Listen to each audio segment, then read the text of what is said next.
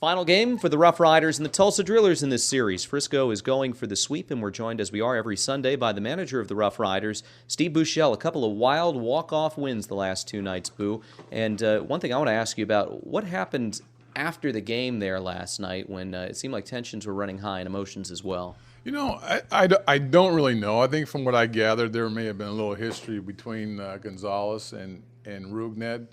It looked like on the inside pitch, words were said. I didn't really see what happened, and the warnings were thrown out. And obviously, to add fuel to the fire, Rugi gets the walk-off single, and everyone's a little bit on edge and a little fiery, and words are being said. And it's baseball, and when you get walked off twice on big rallies, sometimes those things happen. You said a couple weeks ago that Rugned plays like he hates the other team, and it kind of came out in the celebration afterward. In your view, was that anything but appropriate given the way the team had an emotional rally, or was that maybe a little bit more than what you'd like to see out of your guys? Yeah, you know what? I think when you show emotions, from what I saw of Rugi, I think he was gesturing to his team as his team was coming out on the field after him, and they certainly deserve to celebrate a walk-off win. Do you ever want to see them show up the other team? No. But I think in that situation with what occurred before, I think he was just thrilled to get the game winner, and his teammates were chasing them on the field. And I think, you see some crazy walk-off celebrations even in the big leagues that I'm not necessarily a big fan of, but, it's big for these kids and they get excited. Folks usually want to know, after a situation like that where the both dugouts empty and you and the umpires are pretty making sure that there's some distance between the two, does the manager say anything to his team or to individual players after anything like that to try and make sure that guys keep their heads, or do you just leave them alone? Last night I left them alone. I don't even think that situation last night came even close to developing into anything. Our team was on the field celebrating the win. Their team's walking out of the dugout, so both teams are on the field anyway. We were in between them. To be honest with you, I don't think it was close to developing into anything. Some words were said, but that was the end of it. Getting back to the actual games, 2 walk-offs on back-to-back nights. A team that hasn't done that a whole heck of a lot this season, but you must love the way your guys have gone about doing it, coming back from deficits late in games when I'm sure it would be much easier to just pack it in and go in with a loss here over the last couple of weeks as the playoffs are looking like less and less a possibility. But this team didn't do that. No, they haven't done it. It would be a lot easier if we would score runs earlier in the game instead of, putting ourselves in that kind of position to score late. But nonetheless, they keep the fight up. They've shown a little intensity and a little bit of flair, and they're showing me and everybody that they got some fight in them, that they're going to fight till the end, and that's what I expect out of them. So any win right now in the second half for us has been a big win, and to get a couple emotional ones like we've had the last couple nights, and I'm not going to say it's an offensive explosion, but for us it has been an offensive explosion. To rally and win games late, it's been really nice.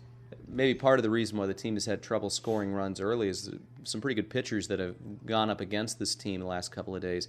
I'm interested for your opinion on Eddie Butler, who started the first game of this series through 5 scoreless innings. He threw 5 innings, 1 run. He threw 5 scoreless back at their place, of which you saw 1. A lot of folks are very high on him. Interested what you saw from the dugout. I can see why. I like the kid. I know they've limited him to 5 innings, and he's worked pretty efficiently. He's made pretty easy work of 5 innings each time. But you can certainly see why they're high on him. He's got some velocity. He throws a good fastball. He's got a good slider change. He moves the ball in and out, and he has an idea what he's doing on the mound for a young kid. It's really good.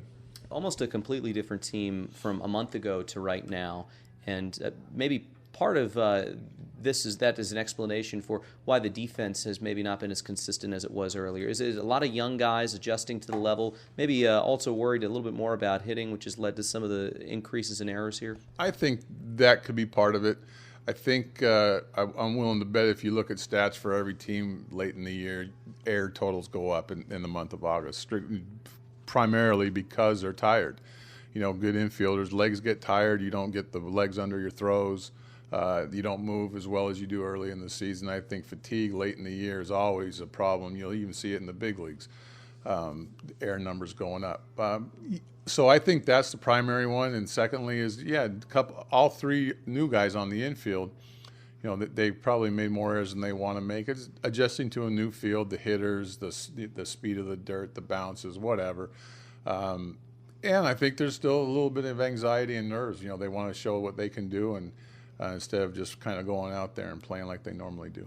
One of the new players who made his Double-A debut last night, Brett Teschner, a little bit of an interesting situation. A guy who was not a part of the organization just a couple of months ago, moved everywhere throughout the system, catches a game for you last night, a very important position, catching guys that he has never met before as of a couple of days ago.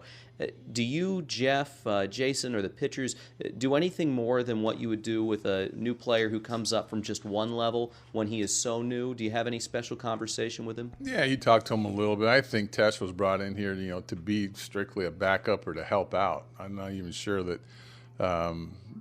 any playing time was expected on his part or from anybody else. But with 2 weeks to go, still, Talise is going to have to carry the load, and I just felt after a 13-inning game, I wanted to give the kid a chance, let him go behind the dish and see what he can do. And I'd say for his first game behind the plate, he did okay. I don't think he did anything different than our other guys have done this past summer. So I think he was thrilled, and I was happy to give him a chance.